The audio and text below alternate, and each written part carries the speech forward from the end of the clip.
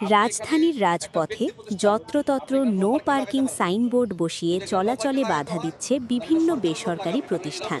তবে এবার কঠোর অবস্থানে প্রশাসন। সম্প্রতি ভাইরাল হওয়া একটি ভিডিওতে দেখা যায় সড়কের ওপর বসানো একটি বেসরকারি প্রতিষ্ঠানের নো পার্কিং সাইনবোর্ড নিয়ে বাকবিতণ্ডায় জড়ান পুলিশ কর্মকর্তারা। পুলিশের স্পষ্ট বার্তা, রাস্তা কোনো ব্যক্তি মালিকানাধীন সম্পত্তি নয়, এটি রাষ্ট্রের সম্পদ। কর্তব্যরত পুলিশ কর্মকর্তা বলেন, আপনি একটি ব্যক্তি প্রতিষ্ঠান হয়ে রাস্তার উপর নিজে থেকে নো পার্কিং বোর্ড লাগাতে পারেন না। যদি কোনো স্থানে পার্কিং নিষেধ করতে হয় তবে সেই দায়িত্ব সরকারের সংশ্লিষ্ট বিভাগের। এই রাস্তা আপনার ব্যক্তিগত জায়গা নয়। অনুমতির দোহাই দিলেও শেষ রক্ষা হয়নি। পুলিশ স্পষ্ট জানিয়ে দিয়েছে, জনদুর্ভোগ কমাতে এবং রাস্তার শৃঙ্খলা ফেরাতে ব্যক্তি মালিকানাধীন কোনো বোর্ড রাখা যাবে না। রাষ্ট্র